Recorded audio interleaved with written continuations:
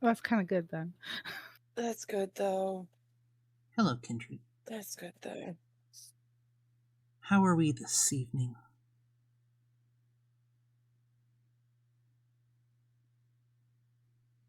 Good. Oh, before we get into Not nervous at all. tonight's festivities, each and every one of us has a choice to make. Sometimes it's a choice between two real shitty situations. Sometimes we get a warning, and sometimes we don't. Fate is kind of funny that way. Sometimes we're thrown into a situation we have no control over, and the reality is that no one is actually at fault for it. There's nowhere to put the blame, and we are left reeling, trying to pick up the pieces and recover the best we can with no real sense of resolution. In this world, we're all just hanging on as best we can, trying to dodge whatever life, or in this case unlife, throws at us. And that monumentally sucks sometimes. In this world, your life, or unlife as it were, is what you make of it, and the point is to do the best you can with what you're handed. The point of life is to be the best version of yourself possible, and to move from situation to situation and solve your problems one crisis at a time. Eventually, you will catch a break from the onslaught. It's there, in that temporary calm and quiet, that you're given a chance to catch your breath and refresh yourself before the next issue hits. I hope you're all doing well. We find ourselves this evening at the Velvet Pussycat. We have Mars, who's come in for a bit of a refreshing drink to blow off some steam after a rather bumpy week last week. We have Maeve, who was actually brought in by Serafina.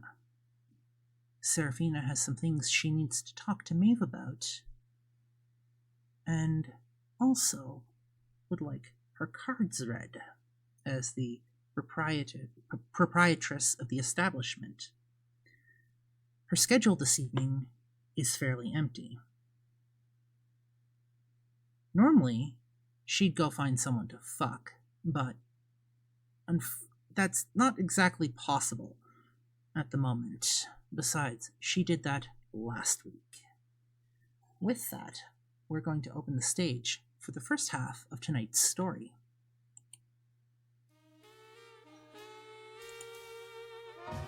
Take it away.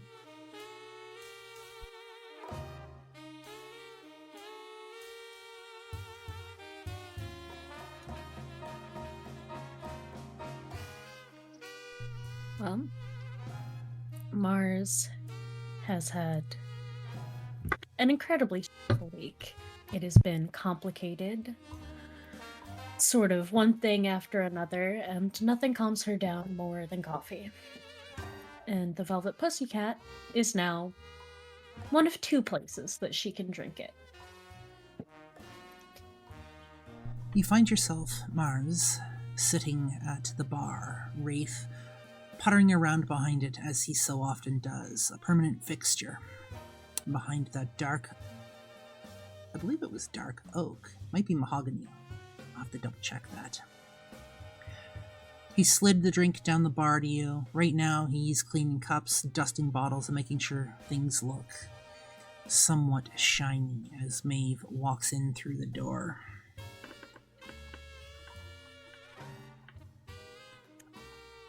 Maeve walks in, usual velvet, pristine coat. And she makes her way to the bar first, I think. And goes and asks him, is Serafina back in her office right now? Wraith looks at you.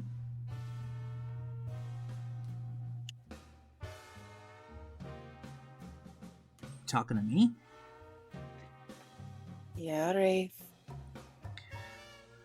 Last I checked she was, but you know how she is. She tends to get around. That's valid. Something on your mind? She asked me to come in on my night off. She Yes. doesn't normally do that. Well, let me grab you something to drink. What's your poison tonight? Anything we have to offer? You know what? Surprise me. Dangerous words in this place, but alright. I'll see what I can do. And for you, Mars, is it? Marzana? Yes. What can I get for you this evening?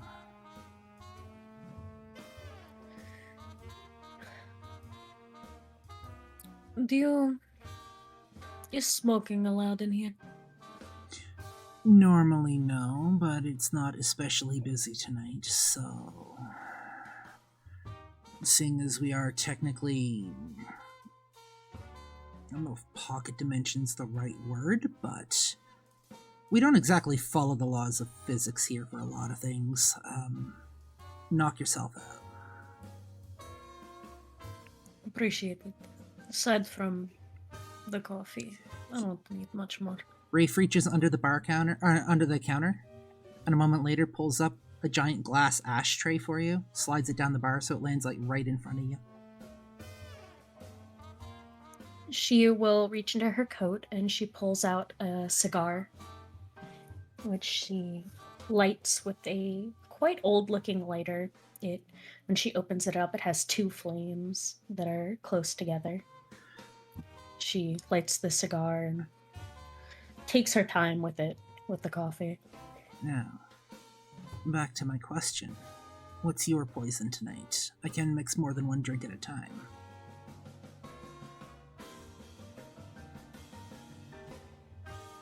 I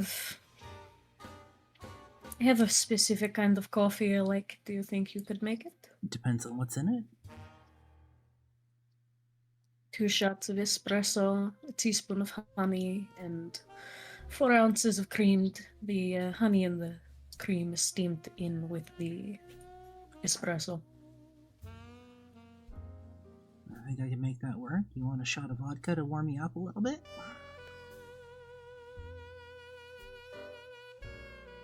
I wouldn't mind. Done. If you give me a sec, I will be back in a moment with your drinks, and, Maeve, I will let Serafina know that you are here this evening. Thank you. Rafe disappears into a back room, comes out a second later, having muttered something into a wall panel. Reaches in behind the bar for a couple of bottles, starts coffee brewing in the espresso machine. And a couple of minutes later, comes back, sets a couple of drinks in front of both of you. Serafina walks out of her office.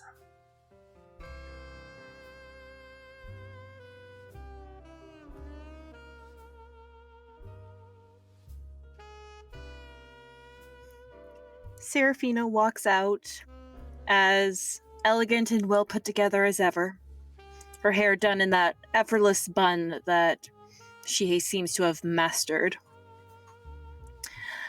I'm so glad to see you're here, my dear, she says as she smiles at Maeve. I'm so sorry to call you in on your night off. It's fine. Is everything all right? You don't usually call me in like this. No, it's just with how things have been recently with the events of the city and between what happened at Elysium and what seems to be happening overall. I figured I wouldn't hurt to ask for a reading, and I'd rather do it when you weren't working, least you lose a chance to get some income. I will obviously pay you for your services, as always. I expect nothing less, but also nothing more.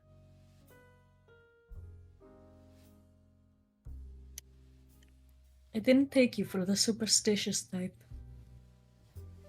Superstitious, no. A little stitious, yes.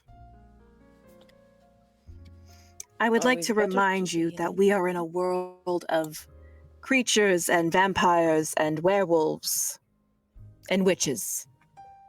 Being a little stitious is what's kept me alive this long.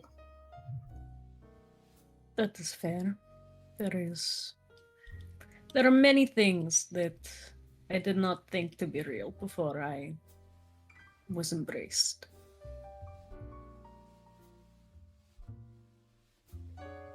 Indeed. More so since I employed Draven and Roe, I find I'm becoming a bit more cautious with the arcane.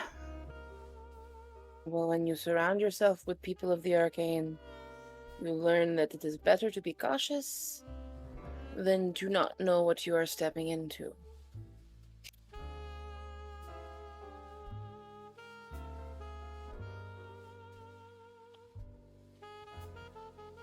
Guys, I'm trapped. Wraith looks up from the bar. Miss Serafina, can I grab you something to drink? I'll have my usual, dear. Very well. Would you like it spiked or non-spiked this evening?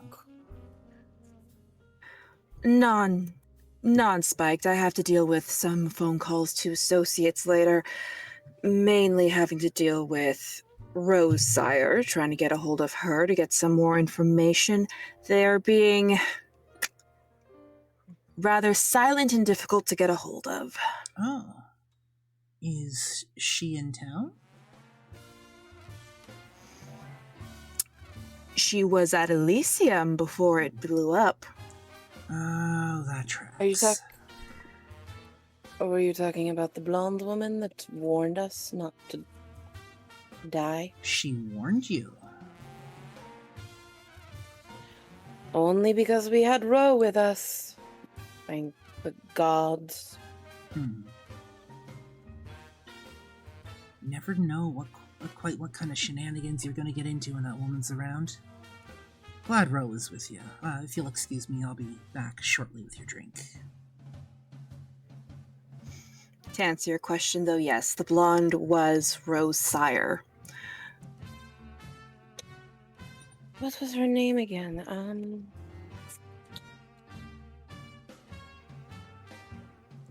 Rune Thornwick. That's right. Another Thornwick. Interesting name. From my understanding, there is a chance well, her surname is still up for debate, but from my understanding, the Shellwoods had a long history of naming their children after divination tools. Rune's mother's name is actually Tarot. Is it now? Interesting. Yes, and if I recall correctly, she has a brother named Bones, and Ro's father, when he was alive, was Merkaba.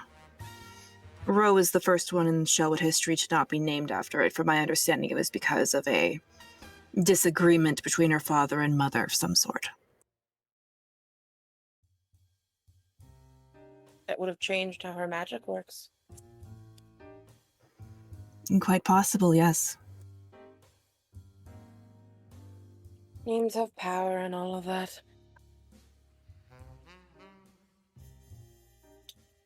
So I've been told. Wraith walks back in, places a rather elaborate glass in front of Serafina, with a rather decided... It's almost like a thunk on the bar. It's quite a heavy glass. The one glass that you normally drink out of while you're out here. Thank you, my dear. By chance, you haven't seen Rose Sire come in recently, have you? Not that I can recall. but if I do, I will let you know, absolutely. Please do as soon as you see her. I have some questions for her. Rafe nods and, without another word, grabs a cloth and starts wiping up the counter behind the bar.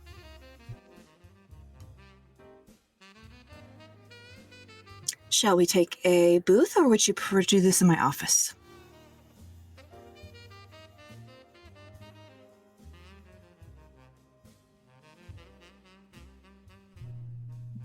Maybe. I thought I was getting a drink. The drink's been placed in front of you. Oh. Out of character, I told you I have 2 brain cells. You're good. The drink was placed in front of you before Serafina came out of the room. I lost track. Alright. No. In character. Why don't we find a booth? Mars Very was it? well. My name is Mars. Marzana. Marzana.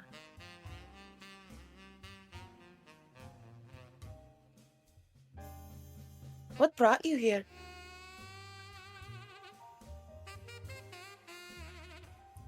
Well, are you talking tonight or in general?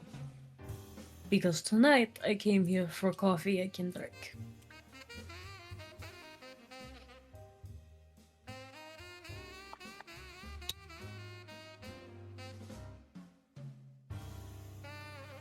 Serafina, do you mind if I ask her to join us? I have no issue with it, darling. Marzana, would you like to join us? Sure, I'm curious enough.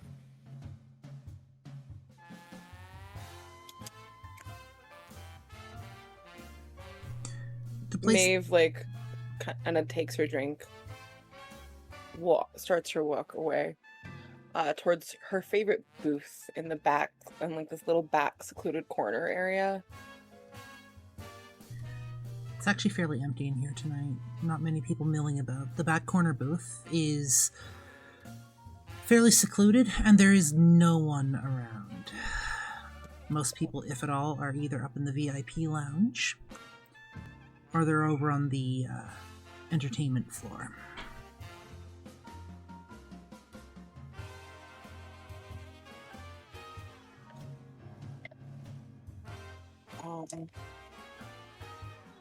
She gestures at picks the up her booth and drink. said, "Go ahead." Mars will pick up her drink and the ashtray, sort of carrying the cigar and the ashtray in one hand and the coffee in the other, make her way over to sit in the booth.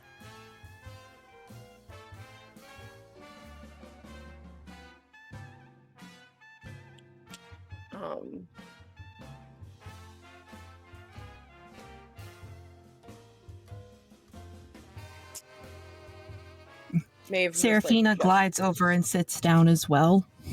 Yay. Maeve sits down last.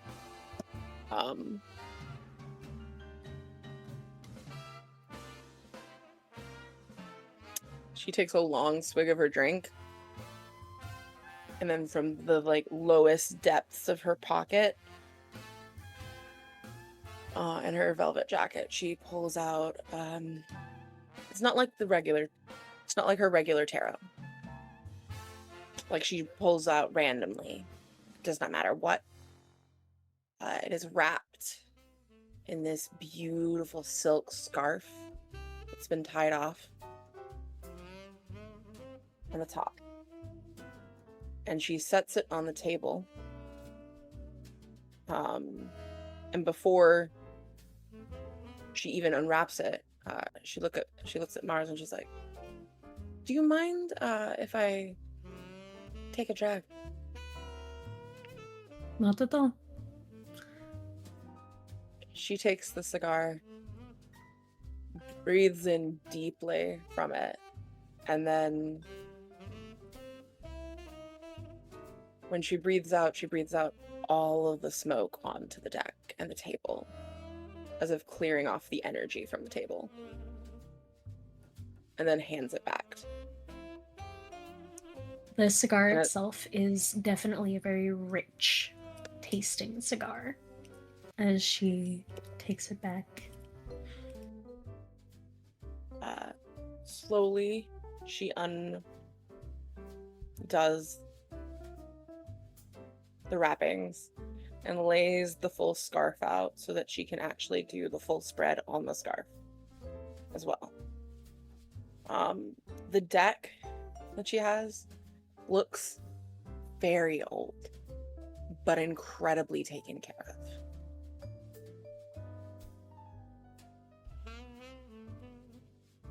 It's got gold filigree pattern on it,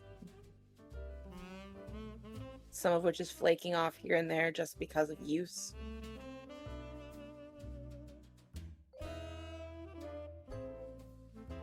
And if she flips a card, as she flips a card and starts to shuffle, you get glimpses of the images, and they all look to be hand-painted.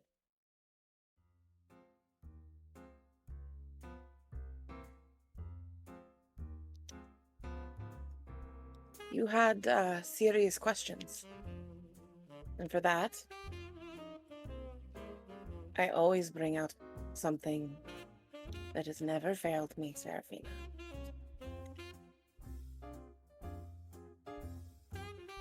Especially for someone who has invited me into our home so kindly.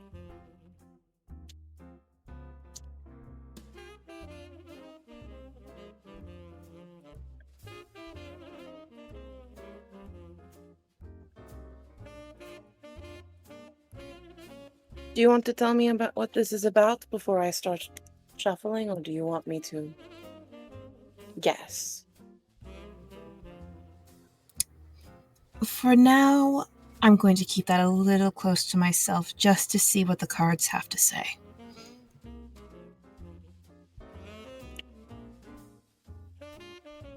I'm really hoping you guys are able to pick up the shuffling sound. No, that's sad. Insert the only deck I imaginary shuffle. shuffling sounds here for narration. Yeah. Shuffle, shuffle, shuffle, shuffle, shuffle. There you go. Okay. She sets the deck in front of Serafina and is like, I need you to cut this 3 times. Serafina will do so. Maeve takes it back and then proceeds to draw the first of the cards. So the first 4 goes this. The first card is the Emperor reversed.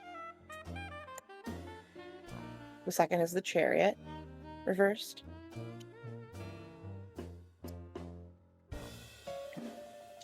The third is Justice reversed. And the last one in that is the Tower upright.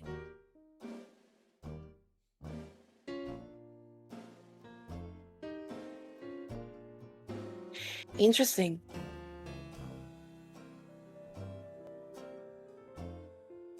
All right.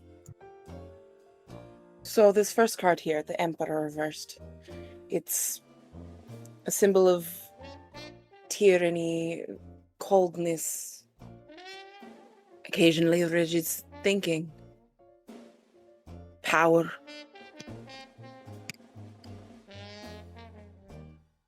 Gone unchecked. This next card, Chariot, is a lack of control, lack of direction, aggression.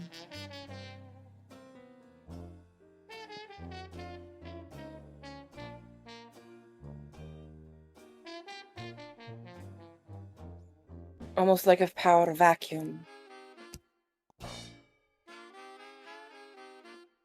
That third card, Justice, both reversed, is dishonesty, unaccountability, unfairness, unequal terms. Things are out of balance. And the universe, she really does love balance. Which then leads to your fourth card. The Tower. Any reader worth her salt knows what the Tower means. Any person that has any interest in tarot knows what the Tower means. And if they don't, well, then they have not done their actual research and are charlatans.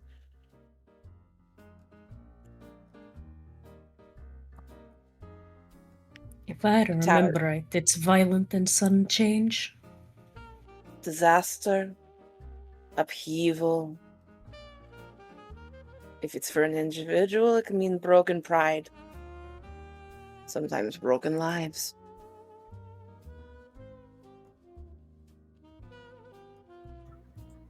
Makes complete sense.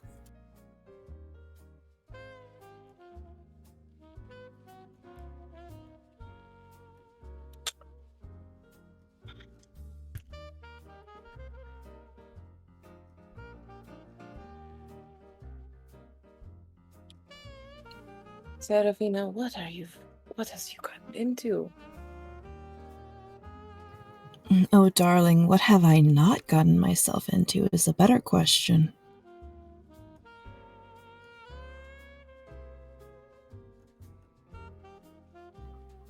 Maeve, darling, you know very well that I have my fingers in many pots and I am involved in many situations.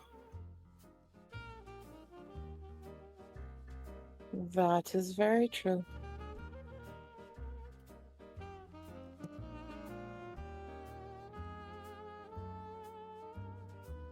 That tower? With these other three? That's a lot of violence.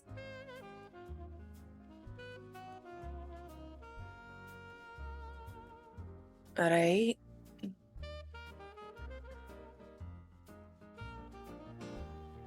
I have some semblance of an idea of what it involves.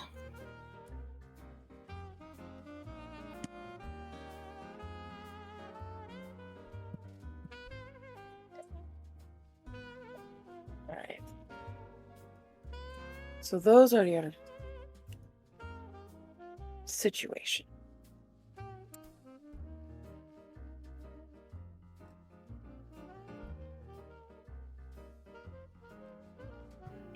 And what solutions do your cards suggest? Well, let's see. She pulls another 3. And then another 3 separately.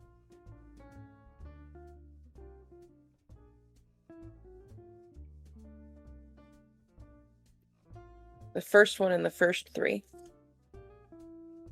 is the 2 of Wands. The second is the 9 of Wands. And the last is the 2 of Swords.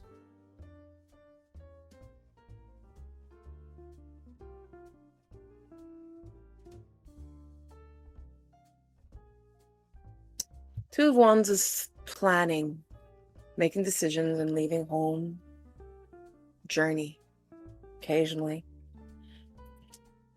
9 of Wands is a grit, is about your grit. Last stand, holding out.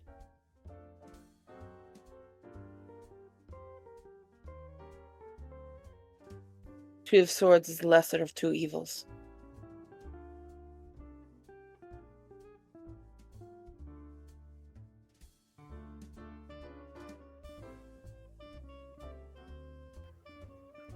The entire while that you're reading these cards, Serafina has this soft, neutral smile on her face. The entire while listening to this.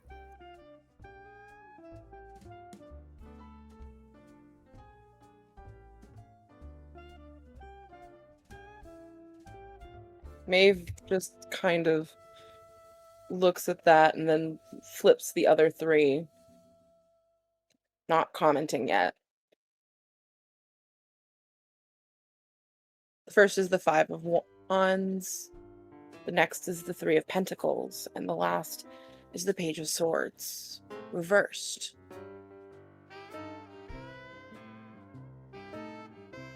Five of Wands is in regard to a conflict. Some sort of fight.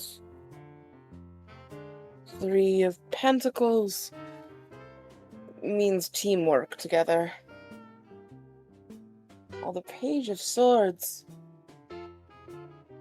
reversed is a deception, a manipulation.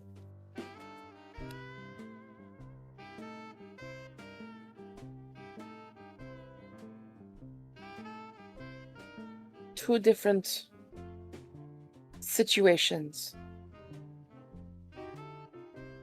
One involving everyone if not correctly handled. The other in a larger fight.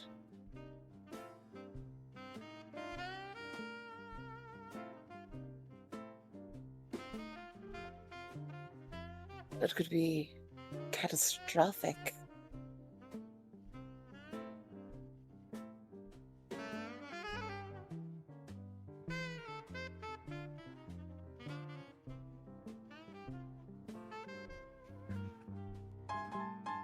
Maeve looks at her cards and like she has this like the emotions washing over her face are very like confused and almost worried.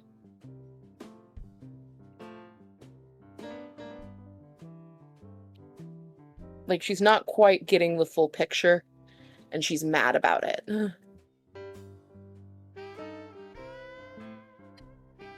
Seems interesting that multiple forms of divination have now proven that there will be bloodshed in the future. Multiple? It's what I feared. Who else have you been going to for readings? Wrong kind of divination. Oh. I had a premonition the other day regarding It's a actually, sick kind that works. it's actually earlier Dora this May. evening, Mars. Sorry. My apologies for the lack of information on that. So, addendum. I had a premonition earlier this evening regarding a sick kind that works with Dora May.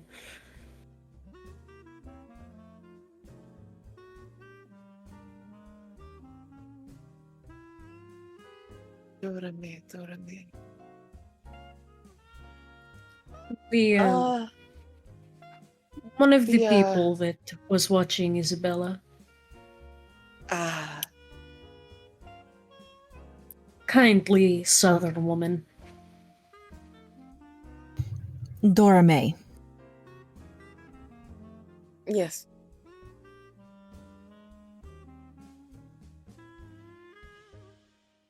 Who? You had a premonition about one of her employees. Yes, he was, without a better way of putting it, he looked like a walking corpse. And it didn't seem normal. So I tapped into abilities I have and saw visions of blood and fire and plague, to put it simply.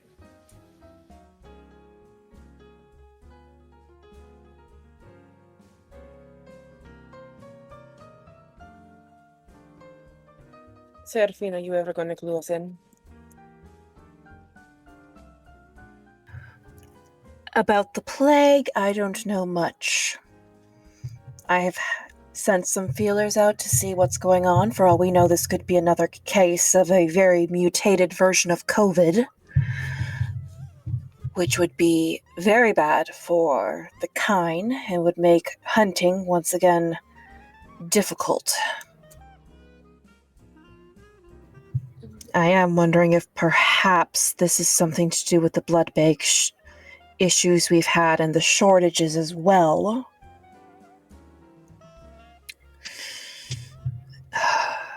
So that situation I unfortunately don't know much about yet.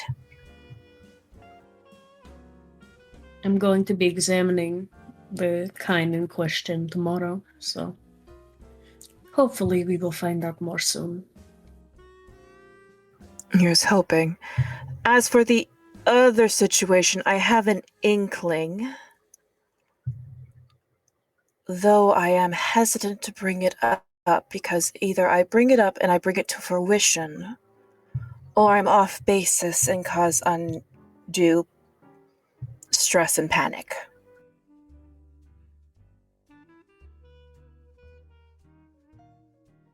Maeve gestures at her cards and is like, this spread of multitudes, that's the right word. This sends me into panic.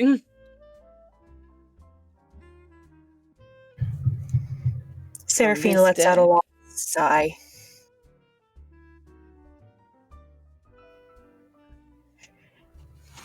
She crosses her hands onto the table, sitting up a little straighter. Ro told you a bit about her family history, correct? You could say a bit. About her boogeyman of an uncle? Yes.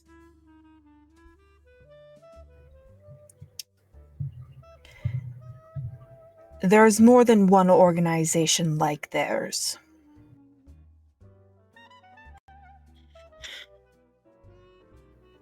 And before you start, I don't mean the SI.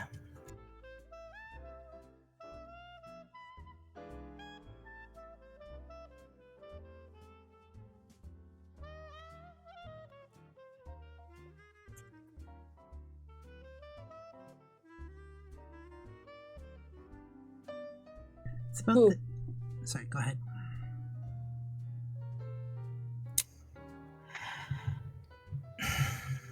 I don't know much about them. The only thing I know for sure is, although the Thornwicks are very lenient in who they hunt, depending on the situation, they take everything by case basis. These individuals are much more rigid. They are harsh and bloodthirsty when it comes to hunting us. Serafina. It does not matter what it is. Serafina, as you're talking, you hear footsteps ever so softly padding down the stairs from the VIP area. Might be one of the blood dolls coming down for a quick drink break, you're not quite sure. The footsteps sound vaguely familiar, but for the moment you can't place them until Cassie actually rounds the corner and makes a line straight for the bar.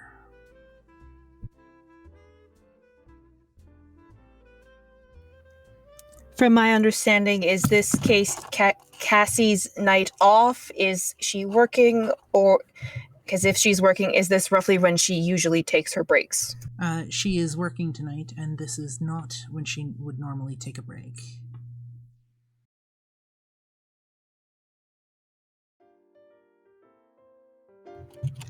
She's going to keep an eye on that in her peripheral as she speaks with these two about the situation. Although when Cassie does turn around, like after she gets the drink, she's just going to raise a hand and like beckon her over.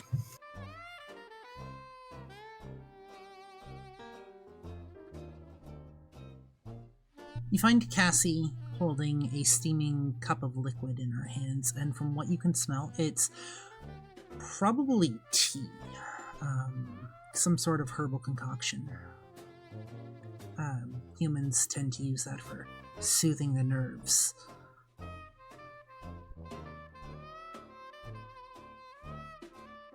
She walks over to you. She just raises a hand and... She walks over to you slowly. Cassie, darling, is everything all right? Good evening, madame. I was just bringing Elijah some tea. He's not at his best tonight, so I'm gonna give him this nice cup of tea, and then he's going to go to his room for the night. I'm better safe than sorry. What do you mean by not at his best? He's just not himself. Normally he's very quiet. It's been hard to get him out of his shell, but he's been getting dizzy, he's exhausted, and also just muted. I don't know how to explain it. It's as if he's desaturated. Like, As if the life's been drained from his body, but all of the color as well? Yes, exactly. And then I do, now that you've reminded me of it, I should call Dr. Elizabeth, because also just his... I don't know really how to explain it. He's just been bruising easier, I guess is the way he deals with the rougher clientele. So he does need to heal more often, but yeah. I'm going to... As the other one. What? Oh, excuse me, I didn't hear you. Serafina, these seem like the same things. One of Dora May's employees was suffering from something very similar. He had to go home, but he is kind. Does not... Elijah's a ghoul. I don't like it. Well, also, I don't remember how much he consumed. If he was like me and only had about a half ounce as an insurance policy, that I don't know if that makes him full ghoul. I don't know. But I'd like to take a look if I am able. Um, Oh, sure. can we both? Are you... I'm a doctor. She will I'm put out her trained. cigar. Maeve gathers up her cards like as quickly as she spread them out, as slow as she spread them out. It is the complete reverse as she packs them all together. And she wraps the scarf up and slips it into her pocket. I am a trained medical nurse. Cassie, take Elijah to his room so these two can have a better time examining him. Which station was he at this evening?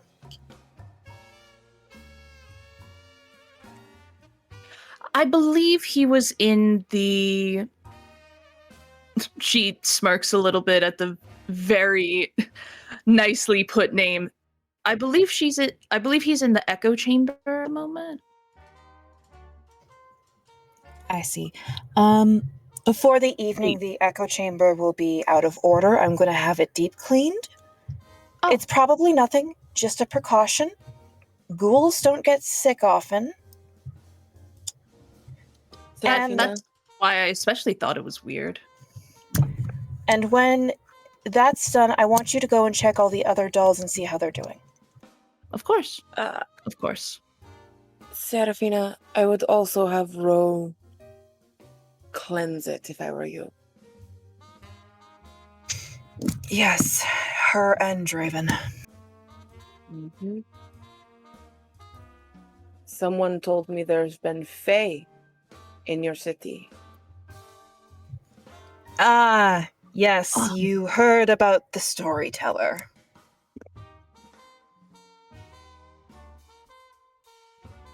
Yes. Very, very good at canasta.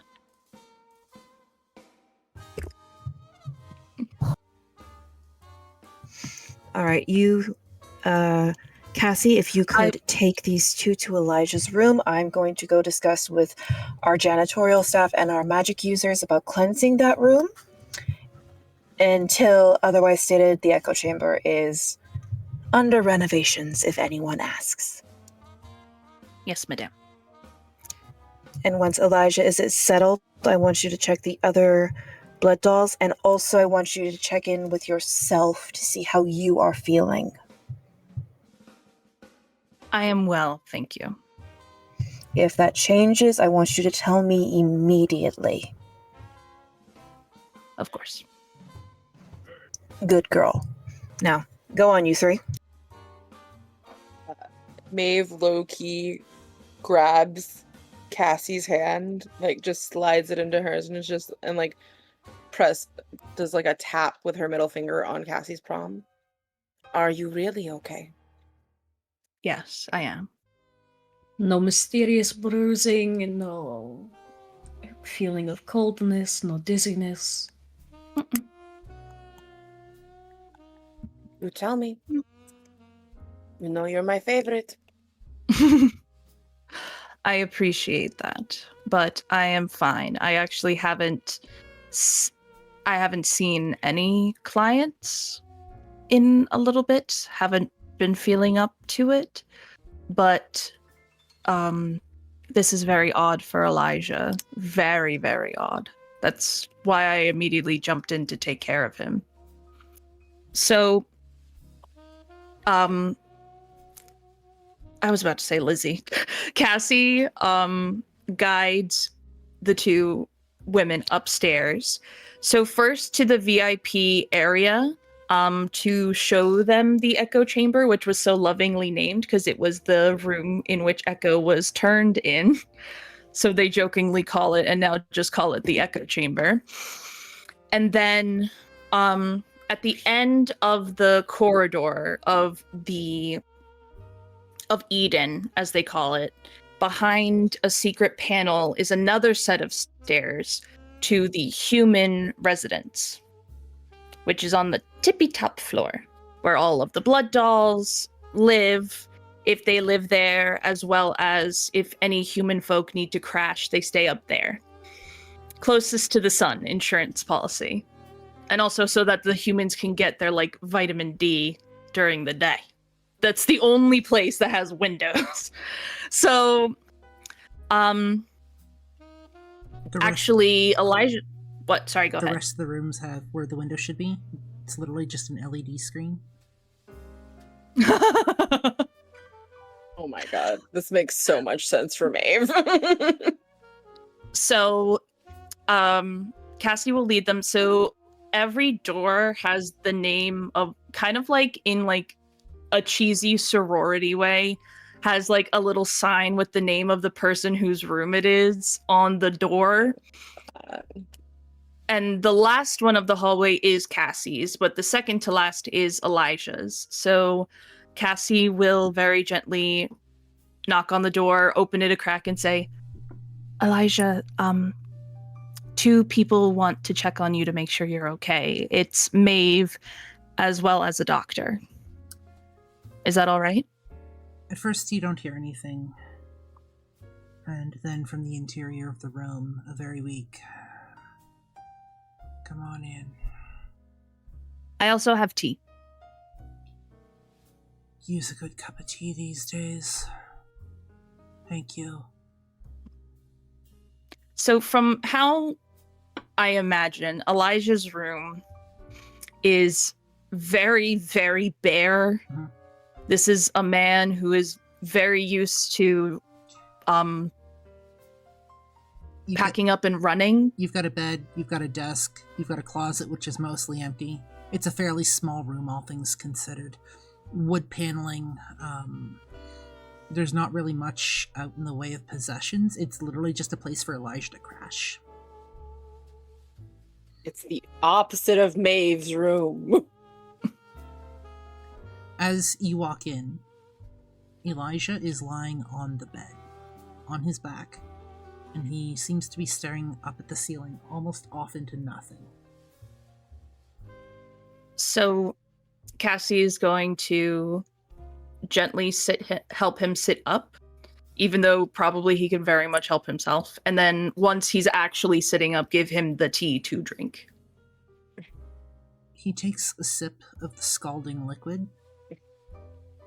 One thing you note, Cassie, and the rest of you that are in the room, the tea should burn him. And he's drinking it like there's nothing there.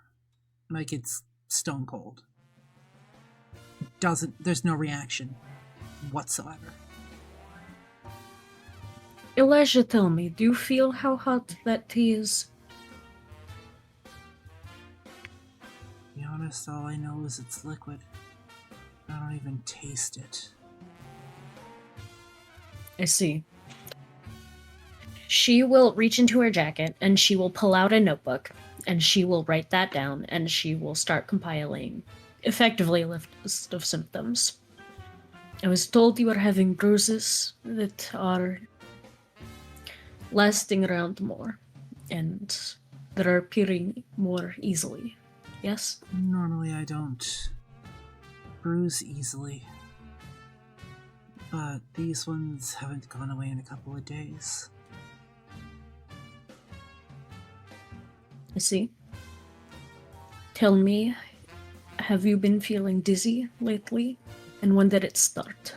It's taking everything I've got just to sit upright.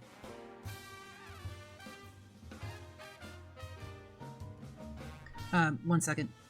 Restart your camera quickly.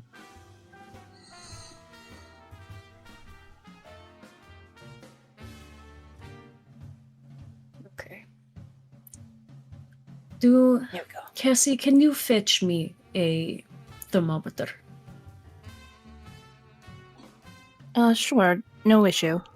And Cassie will leave the room, but then quickly come back with a little tote that has in Sharpie written on the top, medical box. That was very kindly put together by Lizzie the last time she was here. Opens it, pulls out like literally, I can imagine Lizzie in like the drugstore just grabbing whatever she could grab really quick. And so it's like a little child's thermometer and puts the little sleeve on it and is like, here you go. Thank you. I'm going to need you to open your mouth Worse than as I that, put this though. under your tongue.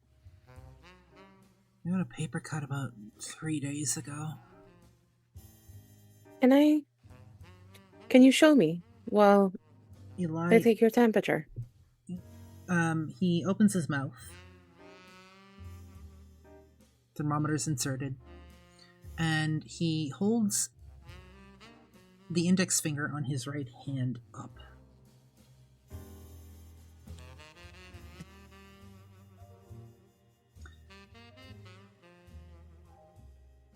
As you're looking at it, this doesn't look like a 3-day cut. It looks like it was made earlier today. It hasn't started scabbing over, and if you pull it apart a little bit, you actually notice him wince, and it starts bleeding. Just like a fresh cut.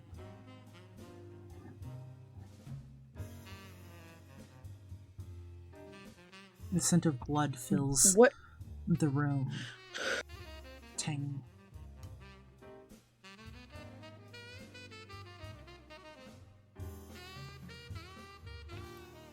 After removing the thermometer, when I get the temperature. And you said that you got 3 days ago. Something like that.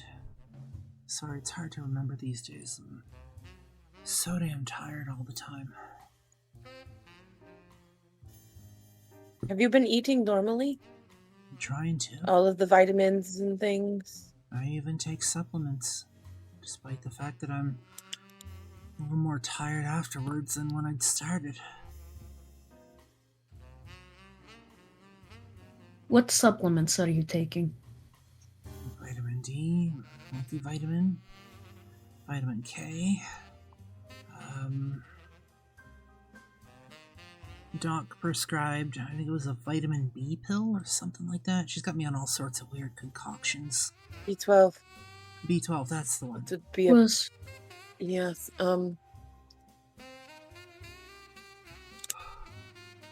is your doctor Elizabeth? She seems to be the one at the moment. Oh, like I can go out. He takes a moment. He shakes his head as if trying to clear it, and then goes back to sipping his tea. I shoot Elizabeth a quick text, actually. About Elijah, including the symptoms, and the fact that he's had an open wound, though small, has not closed for several days, and is openly bleeding. She is going to specifically actually not rub her hands together to warm them up to see if he reacts to the cold temperature either, and put her hand to his wrist to get his heartbeat and to measure He doesn't BP react. as well as she can. He doesn't react to your hands at all. As for temperature... Sorry, what was the second part? Heartbeat. His heartbeat. His heartbeat... it seems kind of fast, but that might just be normal for him as far as you can figure out. I'm gonna get you to roll me wits plus medicine. You get a response to your text back, which basically, Elizabeth says, "Oh no!" exclamation point. My weekly check-in with them will be tomorrow night, but I can swing by later if need be. Mars? Just to double check, how many dice I'm supposed to be rolling. How many dots are in wits? 2. How many? I have 4 in medicine. So that's 6. How many hunger do you have on your hunger track? None right now. I haven't gotten hungrier. Did you kill someone? You should have at least 1 point in hunger on there.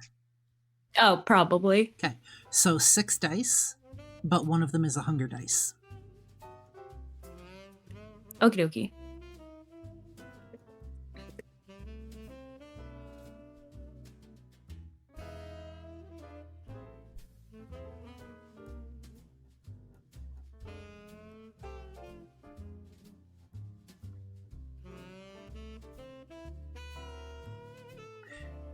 Yes, I'll be replaying V5. Well, using V5 as the mechanics.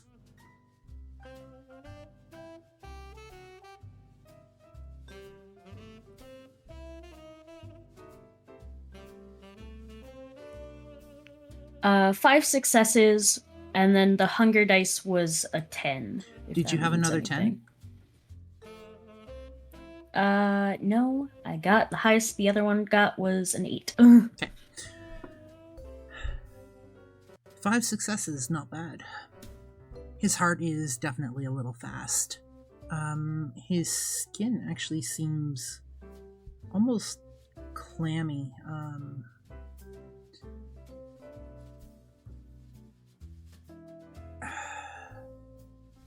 He definitely seems unfocused and unable to form thought.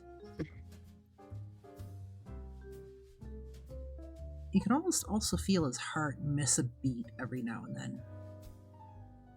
If you weren't looking for it, you wouldn't notice it.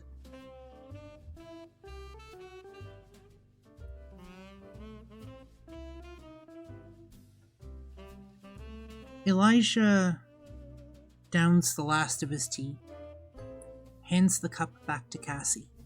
Cassie, as you take the cup, it's still blistering hot. whatever was in that cup, he didn't feel at all. Is weird. If you'll excuse me, I'm quite tired. I think I'm gonna need to go to sleep.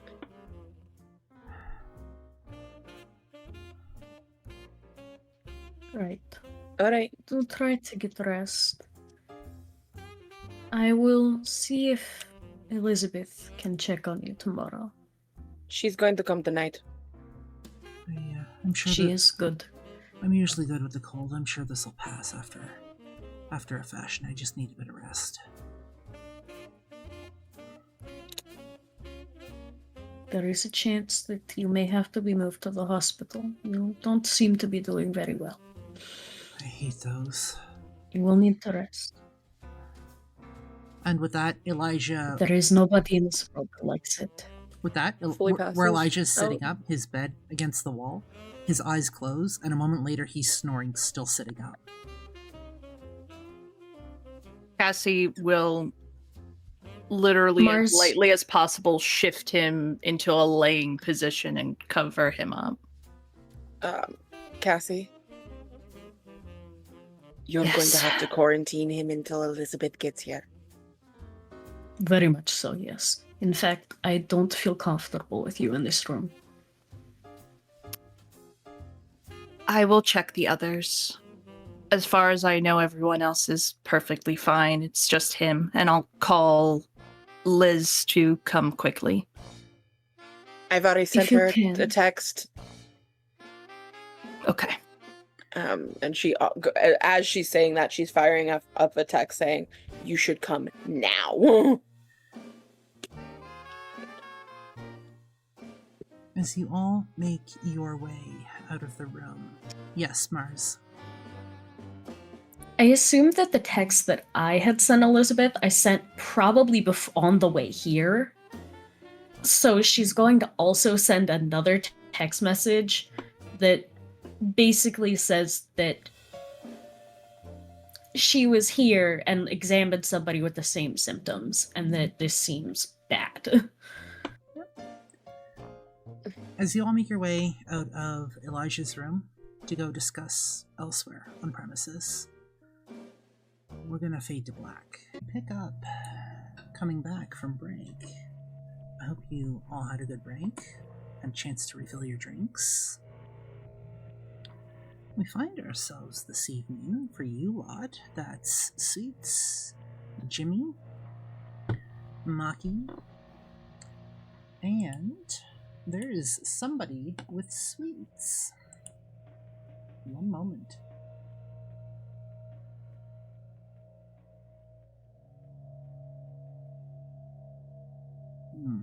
One second while I find said person. I know what's here.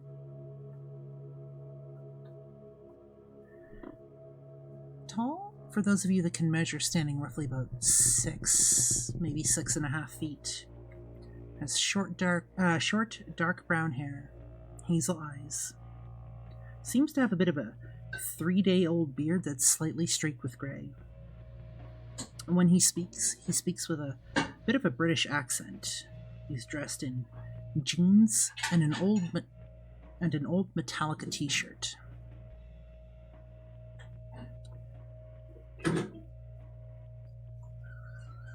Sorry, one second.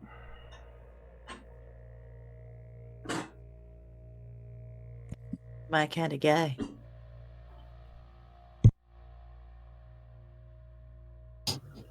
Thought you were going after one of the werewolves. That wasn't me, that was Kieran. Do you not see the googly eyes?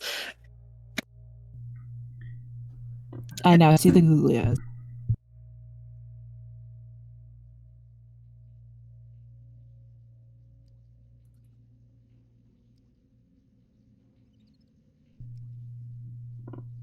He's fairly quiet at first.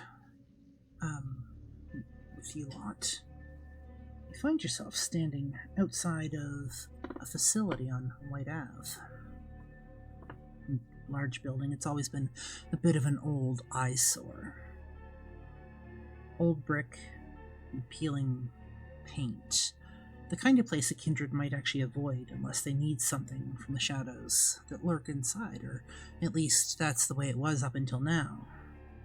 Now this building that you guys have gotten to know is a bit unrecognizable. Now, there's a perfectly circular structure that rises from the lawn, with a bit of an ivory crown. A fairly white exterior that gleams under the streetlights. Fresh sod lines the walkway, divided by a narrow stone path that curls around a fountain out front, burbling lightly in the cold air. Above the front doors is red fluorescent letters that glow against a soft white halo, depicting the Edmonton Mental Hospital. It almost looks peaceful and serene here in the grounds, almost inviting, like it's asking you to step inside. It's the kind of place mortals might enter willingly, believing foolishly that these nights a sanctuary still means something. You've come here on an invite from one Jimmy, who's been quite busy the last few nights when he's not been around. He meets you inside the foyer, which greets you with warm cedar and almost manufactured calm, like it's intentional. In front of you, 2 elevators sit directly ahead, polished and spotless, and a wide welcome desk sits in the center of the room. The placard on the desk reads, "Help Desk." And there's 3 receptionist stations behind it that are arranged with an almost unnatural symmetry, as if someone might step into this place at any moment. There's nobody here, though, other than one lonely figure at the other end of this foyer. The scent hits next. Vanilla, clean, and soft. Soft enough to soothe the nerves. Sterile enough to remind you that this is a controlled environment. On this floor, consultation rooms line the hallway on both sides, their doors, again, unnaturally perfectly aligned with one another. Lights very evenly spaced down the hall. Everything is balanced and almost deliberate.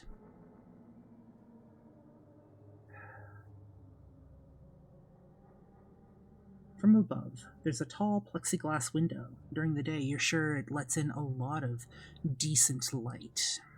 But for now, it's only night.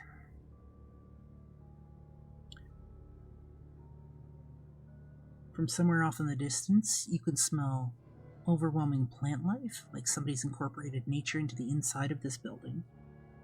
And while this building looks like it might have been 3 floors, for the moment the elevators do not work.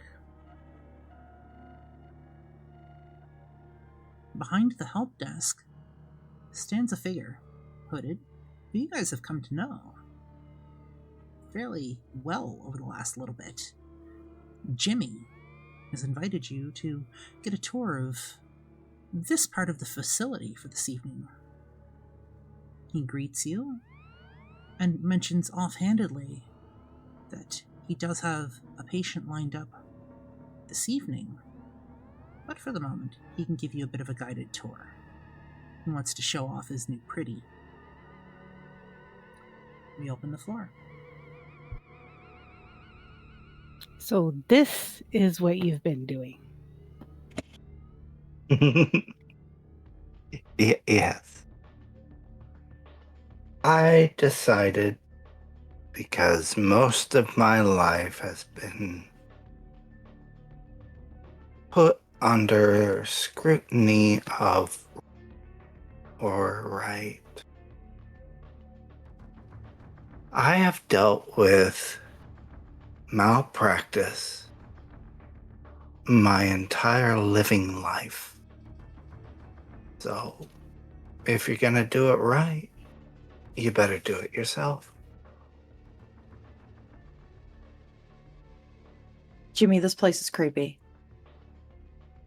It shouldn't be. It is a little Jimmy. This is It's creepy. This place is not for the healthy. So it should This be creepy? place. It's not creepy. You should see it in the day. Never mind. Yes, I would love to see it in the daytime. Let me just rewind time to when I was a ghoul, and I think that'll be a great time for me. You would have liked it a lot better. There's a garden. And it's still under construction.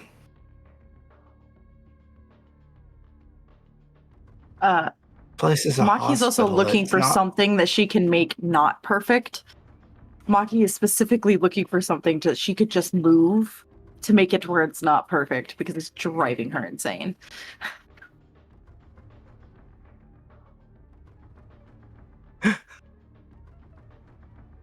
ST. Yes. May I roll a willpower, please? Reasoning? OCD, autism, Let her rip. derangement. Let her rip. Literally, Maki's looking for some sort of painting or a chair or just something or a pencil. She doesn't care. She's just like, I want something to not be perfect for 2 goddamn seconds.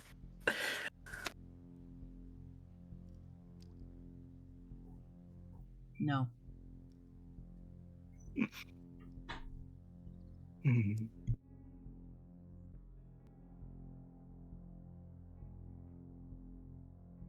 I want you to describe Sweet. what Jimmy looks like currently for me and how he's reacting to this. I haven't done it yet. She's looking. There's plenty of things that Maki could move to get it out of cemetery. But he's seeing her do this. There's Seeing her hunt with her eyes already. pencils, paintings, books, And plants around the place. Take your pick. on top of that, the expression that's on Jimmy's face is one of horror right now. Please don't. Maki just looks at your face, Jimmy, and goes, okay, I won't touch anything.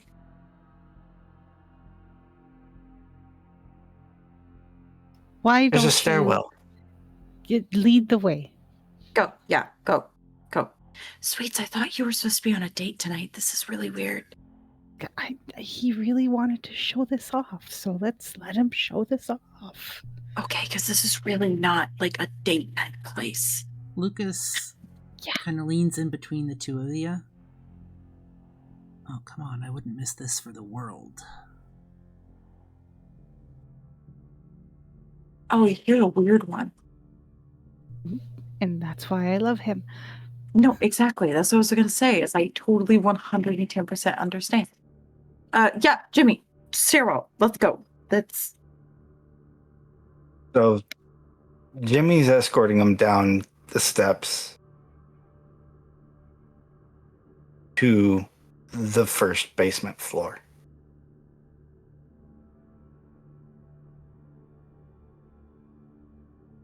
One moment.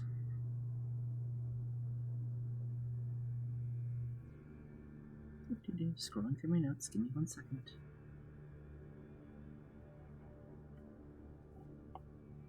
Patch, is your camera fucked up again? Yeah, the best fucking expression, too. Yeah, it was really funny.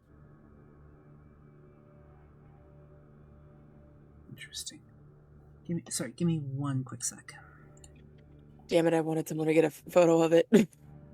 Go back to the VOD when we're done.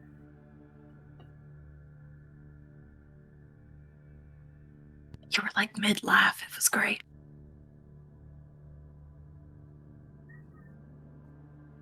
Damn it. Where did I put it? Glad to provide Would you like me? entertainment. Oh, give me 1 sec. Would you like me to?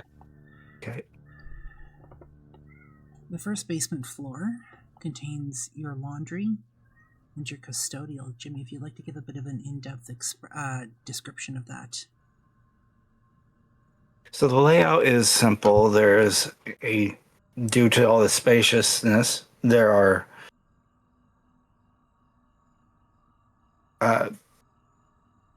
washer and dryers that are manned by staff, although there is no staff right now. So it's empty. Nothing is plugged in fully, although it is everything is plugged in, but nothing is running right now because it is not open fully. And that is on one room. Another room has a maintenance custodial aspect of anything dealing with like plumbing, electrical wiring, and has the word custodian on it. There's a third panel that says security, where literally there is a bunch of CCTVs throughout the entire area, clearly not working at present because not all the floors are done. There's another set of stairs going down further, but they have to cross the threshold to get to it. And Jimmy is just pointing out each one. This is where you do the laundry for inpatient. This is for custodial work for any messes that may happenstance go about. And this is for security for liability.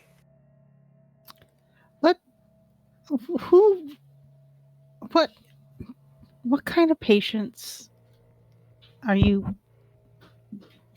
What kind of patients are you going to be treating here, Jimmy? My I don't know if I kind. want to know. And he just points to his own head and kind of smiles. Oh God, we're gonna have a bunch of Melks in a building together? No.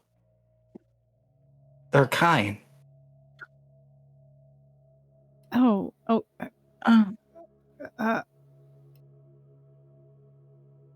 You know what, Jimmy? Good for you. Follow me. And he's taking him down to descend into the locked door.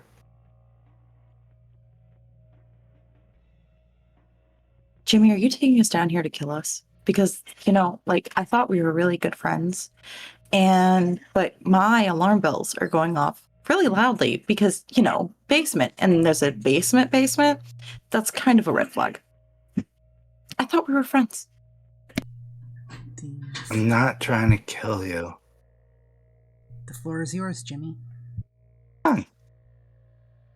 So he opens the door and he steps down the steps. Please close the door behind you.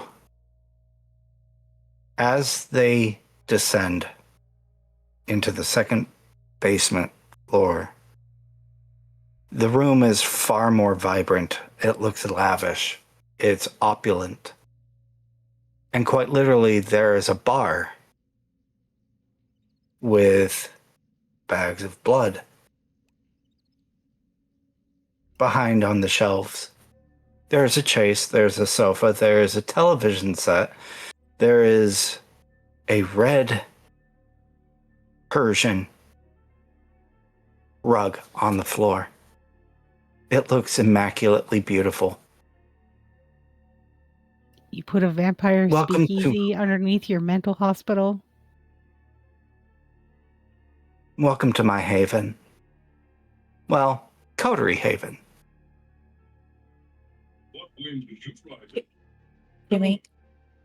Jimmy, you live in a mental hospital. I want to say I'm surprised. No, I live with Sweets and you. Yeah. Well, I have a house. We have had a lot of emergencies, and it's always good to have a backup somewhere or neutral territory. If you're going to own the building like this, you might as well put somewhere for us underneath it.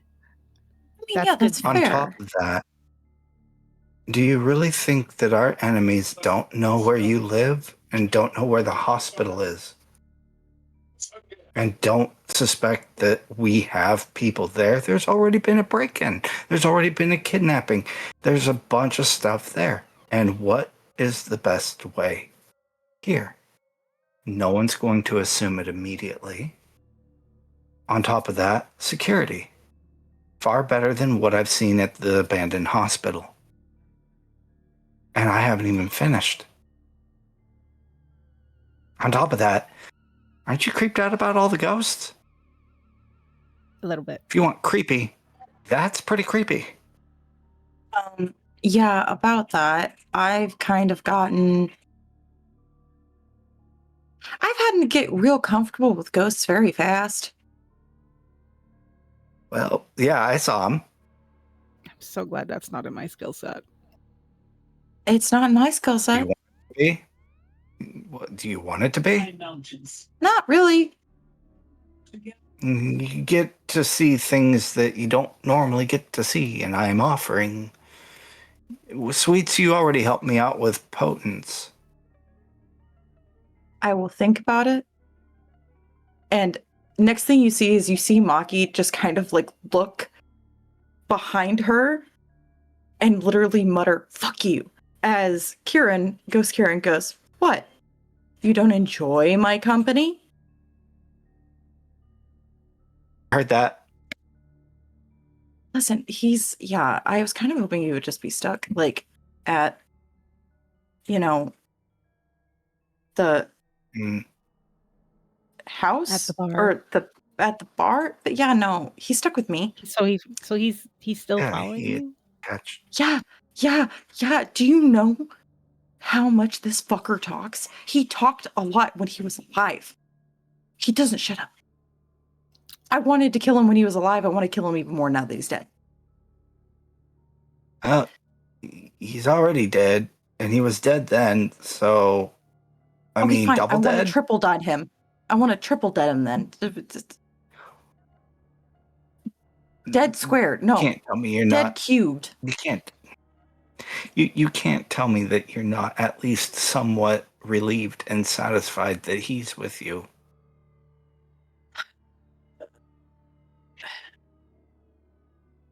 I have mixed feelings. Honestly, Your wake neither of says you here otherwise. are selling me on this. Being able to see ghost shit. So... Well, considering here is safer than up on the surface level, and on top of that, security 24/7. As you're talking, Plus, there's a postern. as you're talking, Jimmy, the phone that you carry on you that's hooked up to the front door buzzes, rings.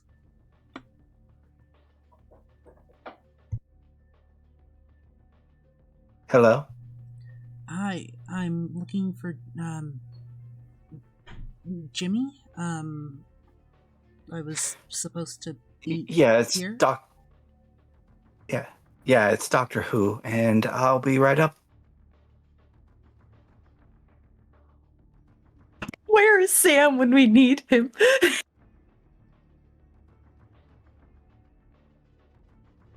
Is that it? Are you just like hanging up?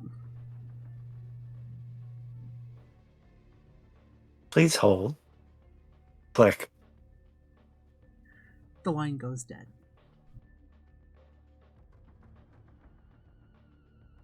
Did you I just have to hang up go. on your client? No, I told him to hold. Yeah, Jimmy, sweetie, when you tell someone to hold, that means that you're pausing the phone call, not ending the phone call. No. When Yeah. I'm told to hold, I'm supposed to stay right where I'm at until I am approached again. No. That's not how that works. No. Well, I'm gonna you go up sweet there summer child. anyways. And he walks between you two, and he's already working his way up the stairs again. Okay, so he's got a client, and like, I don't think we should be here for this. Yeah, this feels like This is. I think the tour is over. I can assume. Then I guess. Have a drink. Okay, Calls Jimmy, down. thanks. Have a drink. And he goes Maki up, just, unlocks the door, We'll, closes the door behind him, and we'll get to Jimmy in a second. What are Sweets and Maki doing? Standing here completely just in awe of the complete cinnamon bun that is Jimmy. You know, sometimes I forget that Jimmy, underneath this cinnamon roll that he plays, is actually a very scary person. Oh, he is. And like, this is not a bad idea, honestly. It's And not. I wish he'd Logistically, run I it by agree. us a little bit more, because that's Jimmy's problem, is he just does and completely forgets that there's other people here to talk to. Yeah. Which I'm sure is so not going I'm to be a problem guessing- with any of his clients. So let's grab a drink and Yeah, celebrate on totally. his behalf. Yeah, sure. I'm not gonna partake right now. But the tour is over. Do you want to take your... As she looks at Lucas, it goes, is he like... I know he's your ghoul, but is he like boyfriend, partner? And she's like whispering it to you, Sweets. Like, boyfriend. Lucas kind of leans over Partner. as you're whispering and... excuse me there for a second. I do think toy is the proper term here. Maki just slow turns to him and goes, okay, I don't think, this was an A-B conversation Yeah, there's between us girls. to be fair, I don't mind There's being, no such thing around him. I don't mind being played with, so... You know what, Sweets? Good for you. He's great. He's the best. Yeah, he seems like a grand old time. Absolutely. Why don't you and Boy Toy go on an actual date, not in a mental hospital? But Love that. isn't that how most people have fun these days? In a mental hospital? I mean, normally they're abandoned, but... Oh my god. Oh, listen, I can't kink shame, but let's just... Oh, you He's know, messing don't- with you. don't you talk to me about kink shaming until you've actually had fun in a mental hospital, abandoned. Lucas, shut I- up. I am offended that you would think that that hasn't been knocked off my list back in the 50s. I did it before it was cool. Now, get out of a mental hospital for the love of God. And I'm going to go... I don't know. We're all leaving. We're going to leave. He can lock this door. It's fine. And just, we're not staying in a mental fucking hospital. No, there's too many pristine white balls. It's freaking me out. Lucas turns to Sweets, just... too much? No, sweetie. It's just... That was perfect. Let's go. Lucas will follow along behind. And Sweets is just giggling, like she's just getting a kick out of it.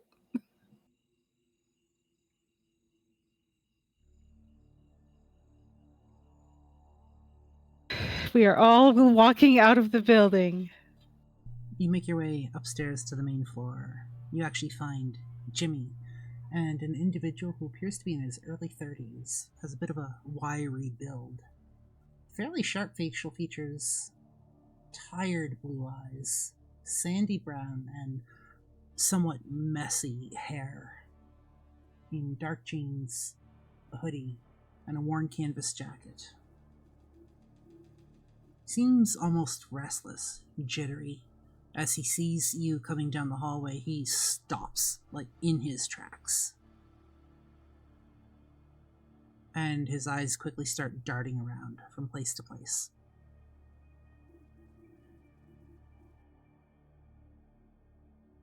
I'm going to try and play cool and pretend that we don't see him and we're just making for the exit. Maki tries to discreetly get Jimmy's attention and just be like, Jimmy, lock your door. And like, continues.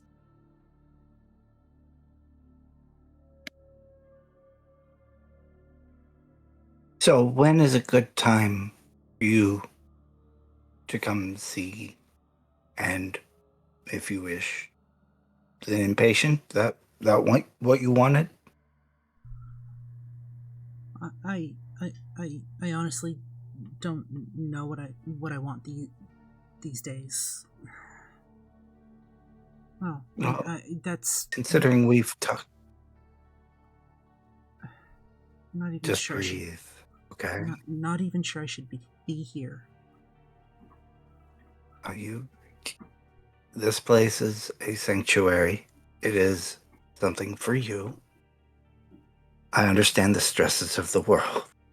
I understand. Okay? Feel like I'm gonna throw up. If you need to, there is a garbage bucket just off the side there. Sweet. Just breathe. And take it in and out. Sweets and Maki. I'm gonna get you guys to make me a wits awareness roll. Yeah. Also, Patches, just a heads up, your camera froze. You said wits awareness? Wits awareness. Wits awareness. Okay. Boop.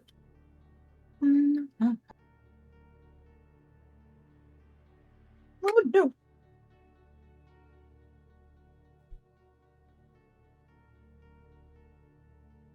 Patches, you can reset your camera.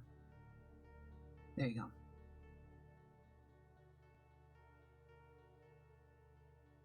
Sort of, maybe? Yeah, there we go. Yeah, sorry, Discord's been like a little shit tonight. 5, thank you. 5 for sweets. 6 for Maki. Excuse me while I can't count for a moment. There's something off about this guy. Can't quite tell what.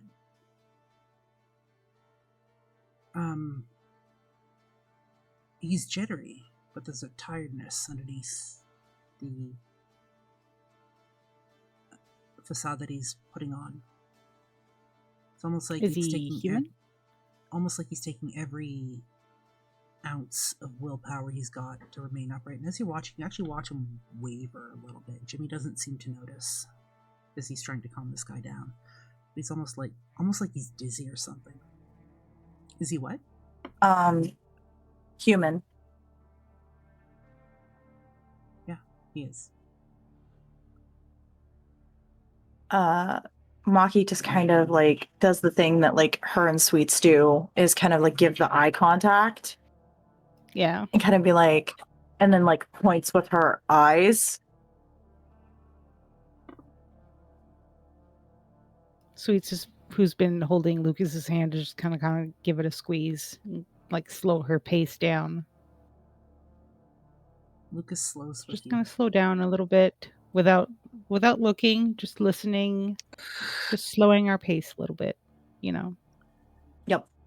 The individual that's with Jimmy tries to walk forward and actually stumbles once or twice before just standing there for a moment. How long have you had your imbalance?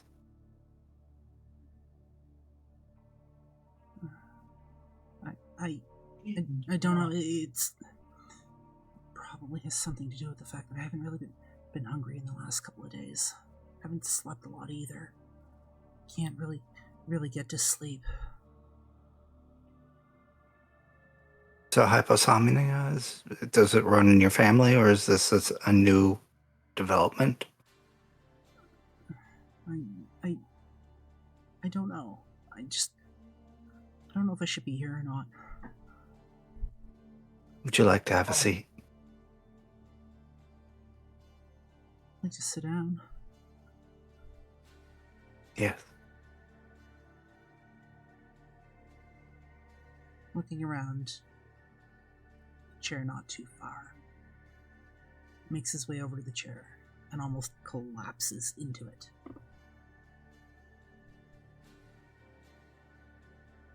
Sweets and Maki, you would see all of this, as would Lucas. If I was to take a good sniff of the air, could I tell if this guy's like sick or something? You have heightened senses? I do. High Mountain remembers you. You wish to use Together, heightened... One second. I know. You wish to use heightened senses? Yeah. Take a moment, you just channel everything you've got. You really focus on, the sensory input coming in through your nose. You can smell the antiseptic. You can smell the vanilla. It's almost enough to make you nauseous in this place.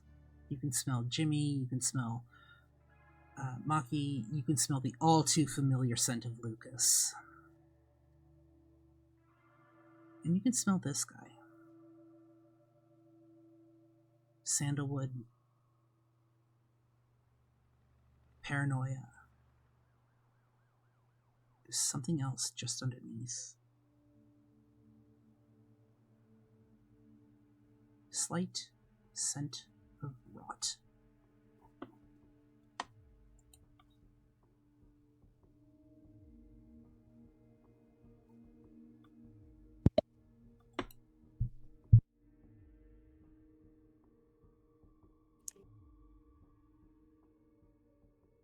I'm essentially going to push Lucas onwards. I want him out of this building now. He will take the hint and move towards the door.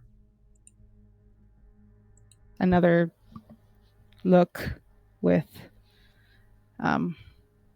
Maki and just a very light whisper, just enough that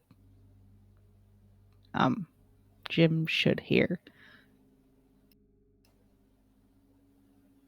This is not the kind of hospital he needs. That man is rotting on the inside.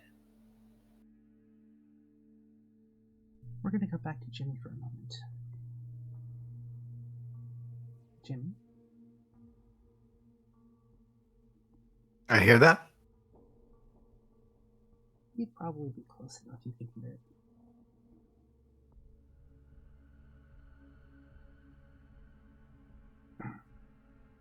There is a distinct cocking of his head as he doesn't take his eyes off of his client. I would have his name by now. What is his name? I'm so glad you asked. One moment. I actually have that information prepped. I just gotta go pull it up.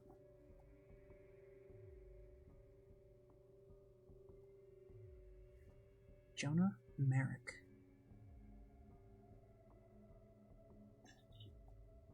Mr. Merrick, have you been to the hospital yet? I don't really like hospitals. Every time I have an issue, they just send me home. Tell me it's all in my head. They just send you home and tell you it's all in your head. I may have to have a referral to you, a referral for you to a doctor that I know very well that would not just send you home. Now, I can call them for you. I'm pretty sure they are on call right now. Would you like me to do that? You're sure they won't just send me home? I'm certain they won't.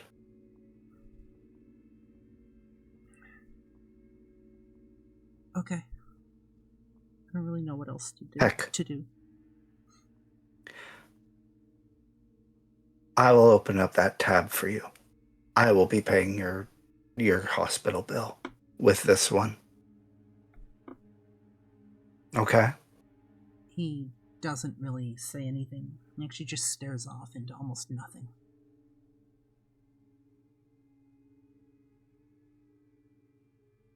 Pulls out his phone again. Guess who he is calling? Elizabeth, your phone rings. Where are you at the moment? At this point, wait. So both of these are happening at the exact same time, right? The call comes in just after you get the text from the Velvet Pussycat. I'm getting this from... Hello, this is Dr. Nothing. How may I help you? Hi, Dr. Nothing. This is Doctor Who. Oh, hi, Jimmy. I have a patient here that needs expertise. Unfortunately, the symptoms are dizziness, paranoia, insomnia. I haven't taken his temp or anything, but I have it under good authority that he may require your specialties. He's already been turned away from the general hospital, apparently, Jimmy, regarding this. Of course, Mhm. they just send people home without actually doing anything. as you're talking, Jimmy, I'm going to get you to roll me a wits and aspects roll. Fun. Let me grab my phone. Sorry to leave you on hold, Elizabeth. Just bear with us for a moment. Wits The hold music. aspects. Wits and aspects.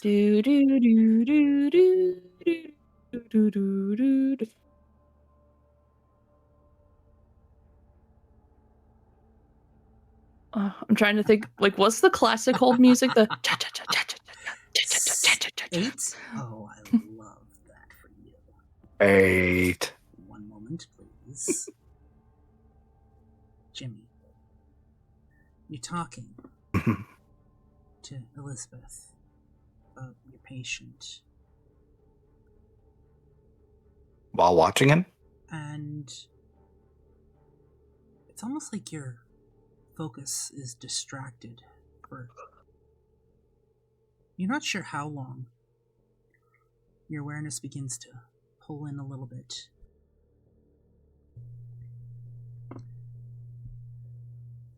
And then it hits.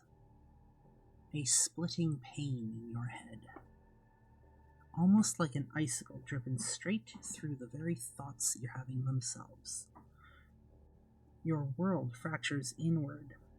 Light folds in on itself until color bleeds, sound curdles, and every sense of reason you have collapses.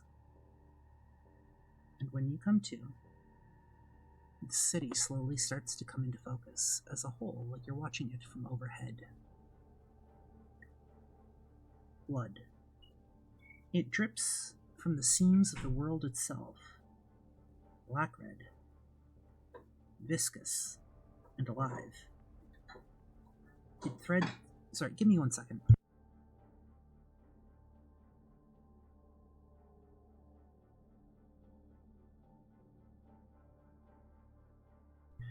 Black-red. Viscous and alive. It threads through the gutters, runs in pulsing veins along the asphalt, splashes against the walls that breathe in the dark. Every heartbeat echoes from somewhere below, steady and ancient. The air here tastes like pennies and rot. Then comes the dust. It falls slow and deliberate, soft rain of gray that coats everything in mourning. It hides faces, fills lungs, turns breath into rasping confession. Shapes move through it, some walking and some crawling, and none fully human. Each leaves footprints that linger only long enough to remind you that somebody existed there at one point in time. Then comes the decay. The city seems to be dying in slow motion. Buildings sag like exhausted corpses, glass weeping down their frames, streetlights twitch in a manic rhythm. From the sewers rises a sound like breathing, wet, patient, and uncomfortably human. And then there's the fire. It creeps first, whispering through the cracks, delicate as lace, and then it screams. Towers erupt, skies burn. The skyline glows with a fever that will not heal. Smoke climbs in twisting columns that resemble faces, each one mouthing the same word that you can't quite hear, over and over and over again. And violence follows. Flickers, fast and impossible to stop, a figure dragging another through the ash, a mouth screaming soundlessly, hands pounding on glass from the inside, shadows tearing each other apart, desperate to become whole, and through it all moves the sickness, not born of air or touch, but of memory. It blooms beneath the skin, in the eyes, in the mind. You see people crumble inward, their reflections rotting before their bodies do. Some dissolve like wax, some burn from the inside, and some keep walking long after there's nothing left to hold them up. The city doesn't die, it seems to feed. It swallows the broken, grinds them into dust, and exhales them as fog. When the vision breaks, Jimmy, you're still tasting the acrid smoke on your tongue, still hearing the wet echo of the heart beneath the streets. And somewhere behind your eyes, a voice whispers the truth you already know. This doesn't seem to be a prophecy. It's something else. Memory not yet made. And you find yourself right back where you were, talking to Elizabeth.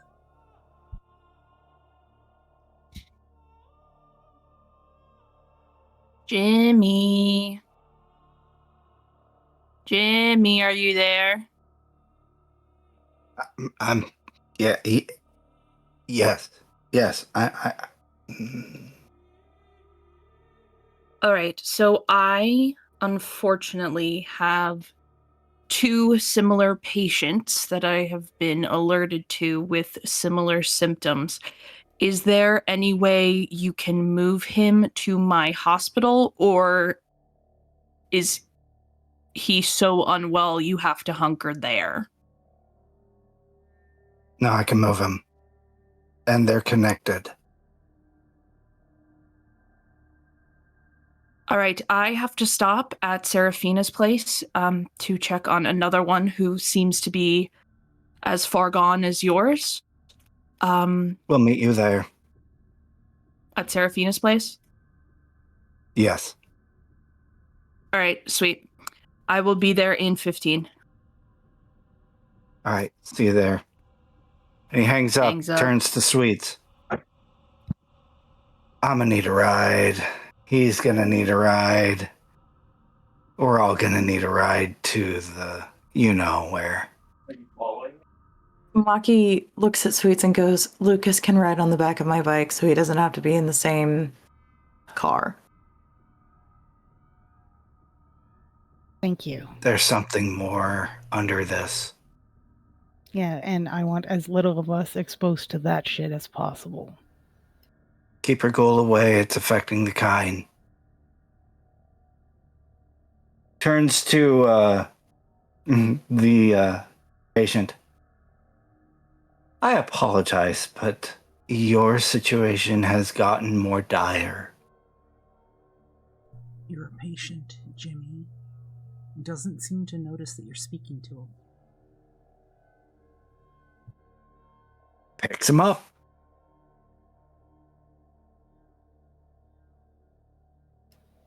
I swear. We need to go now. So much for date night. Apologies. Yeah, so much. Cargo. Do you want me to drop Lucas off at home? Please. And I'll find some way to decontaminate before we Plastic. head back. Plastic. There's some down in the custodial area. Awesome. You guys hunker down over there at my place. I'll keep you in the loop as to how things go because apparently. Oh no, I'm dropping him off and I'm coming right back. Because if it's affecting Kine, it's going to affect the people at my bar. Yeah. Quarantine. It's gonna suck. And Maki goes ahead and like calls Amalthea, her one of her workers at the bar. Amalthea picks up and goes, "Shut the bar down. Everyone gets out. Everyone quarantines. What's going on? Something is making people sick. Do not spread this around. Calmly quarantine as many people that work at the bar as you can.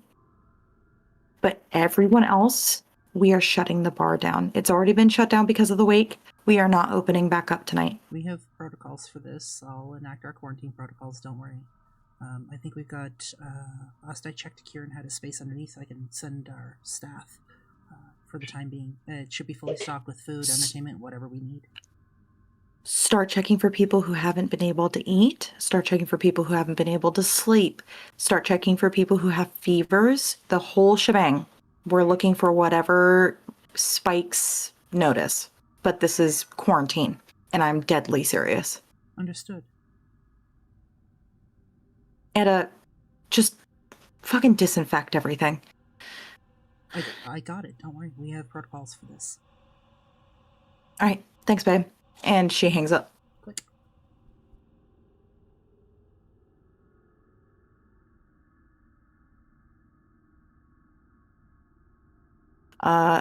Then I guess just Jimmy.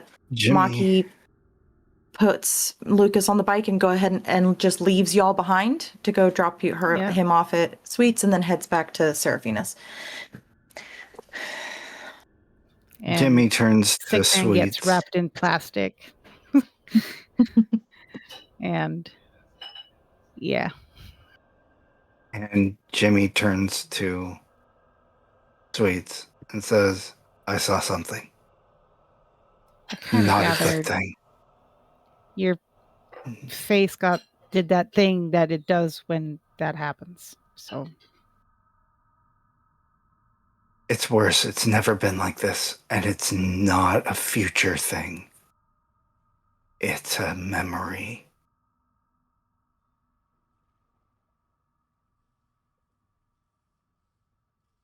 I'm kind of regretting coming to this fucking town.